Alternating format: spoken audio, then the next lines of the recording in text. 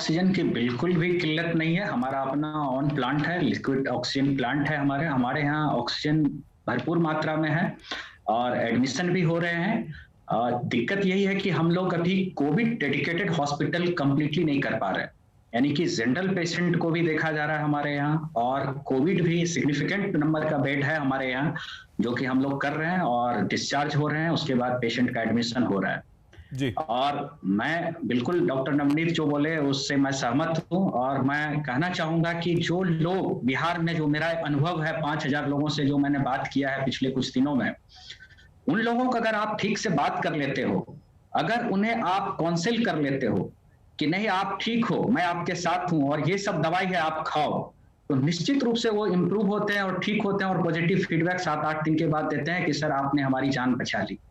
तो ये अहम बात है जो कि आपके चैनल के थ्रू आम जनता तक पहुंचना चाहिए कि अगर कोरोना संक्रमण किसी को हो जाता है तो घबराए नहीं। ये भी तो बात है ना डॉक्टर अनिल, ये भी तो बात है कि आप लोगों पर इतना ज्यादा बोझ है, पेशेंट्स इतना ज्यादा बढ़ गए हैं कि बात करना आपके लिए फोन उठाना मुश्किल होता है, तो कंसल्ट करना, फोन पे कंसल्टेंसी देना ये बड़ा मुश्किल होता है। डॉक्टर सौरभ से भी चर्चा हुई थी कि क्या आपके वहाँ ऐसे कोई डॉक्टर्स हैं जो फोन पर कोरोना पेशेंट्स जो हैं जो घर पर हैं उन्हें कंसल्ट करें। कम से कम आप एक अपने हर हॉस्पिटल में 2-3 डॉक्टर्स का एक पैनल बना दीजिए 24 घंटे, जो कम से कम कोई भी हो, है ना। तो इस तरह की बात हुई हमारे यहाँ है, हमारे यहाँ टेलीमेडिसिन अलग विंग है, हमेशा कॉल्स लिए जाते हैं और हम लोग डेडिकेटेड डॉक्टर रखे हुए हैं इसके लिए, जिन लोगों को ये जो होम आइसोलेशन का जो कंसेप्ट है, जो आपको डी लैम्प और M3 PHC जैसी बात बताया, ताकि आम लोगों को तुरंत समझ में आए और इसका लाभ ले पाए।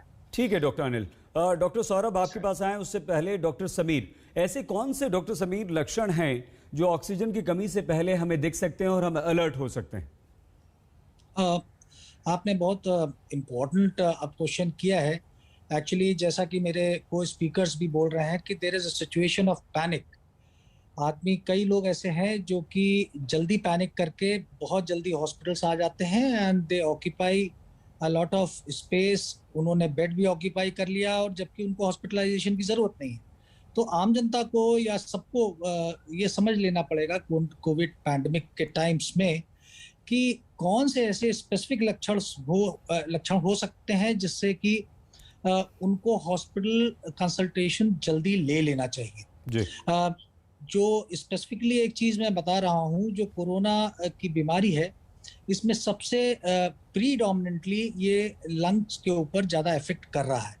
और कोविड निमोनिया, जिसको कि हम लोग मेडिकल टर्मिनोलॉजी में बोलते हैं, वो ही एक ऐसी चीज़ है जो कि एंड पॉइंट डिजीज की तरफ पेशेंट्स को ले जा रही है। कोविड निमोनिया से लंग्स फेल हो रहे हैं, पेशेंट वेंटिलेटर्स पे जा रहे हैं और अल्टीमेटली ऑक्सीजन एक्सचेंज ना होने की वजह से, कार्डियो रेस्पिरेटरी अरेस्ट की वजह से पेशेंट हम लोग लूज कर जाते हैं जी। तो जो आम जनता को समझने वाली चीज़ है कि आपको या किसी भी पेशेंट को अगर बुखार आया, गला खराब हुआ और लिथार्जी होना शुरू हुआ, वेग सिम्टम्स भी हो सकते हैं जैसे हेडेक, मलेज, थकावट बहुत ज़्यादा होना शुरू हुई, और जो पहला सिम्टम ज़्यादातर पेशेंट्स के पास आ रहा है, जो कि अर्ली आ रहे हैं हम लोग के पास, वो ये आ रहा है कि उनको सांस लेने में इनिशियली थोड़ी सी भी तकलीफ जब होने लगती है सर, तो वो हॉस्पिटल को कंसल्ट करना शुरू करते हैं या डॉक्टर्स को कंसल्ट करना शुरू करते हैं। मैं क्योंकि king George's medical university Lucknow से हूँ जी। और ये एशिया का सबसे बड़ा हॉस्पिटल है बेड वाइज, तो हम लोगों के पास ज़्यादातर सीरियस पेशेंट्स ही आ रहे हैं जिनका कि सैचुरेशन 40%, 30%, 70% इस तरीके से लेके आ रहे हैं।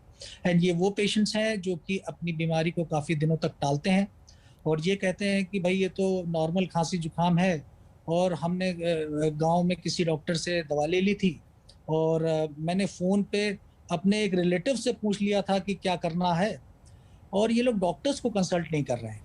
तो जैसा कि हमारे को फैकल्टी मेंबर्स ने बताया कि जैसे हम लोग के यहाँ भी telemedicine, e consultation, phone consultation, तीनों चीजें चल रही हैं एंड हमारे सारे डॉक्टर्स नहीं सर, बिल्कुल ठीक कह रहे हैं सर आप यहाँ पर। वो नीम हकीम खतरे जान, उससे बचना चाहिए। हालांकि बहुत ज़्यादा हम लोग आजकल ध्यान दे रहे हैं घरेलू इलाज पर भी। लेकिन डॉक्टर सौरभ, जैसे लखनऊ की स्थिति डॉक्टर समीर ने बताई और लखनऊ में केसेस भी बहुत ज़्यादा आ रहे हैं, उस पर हम आपसे चर्चा करना चाहते थे सर।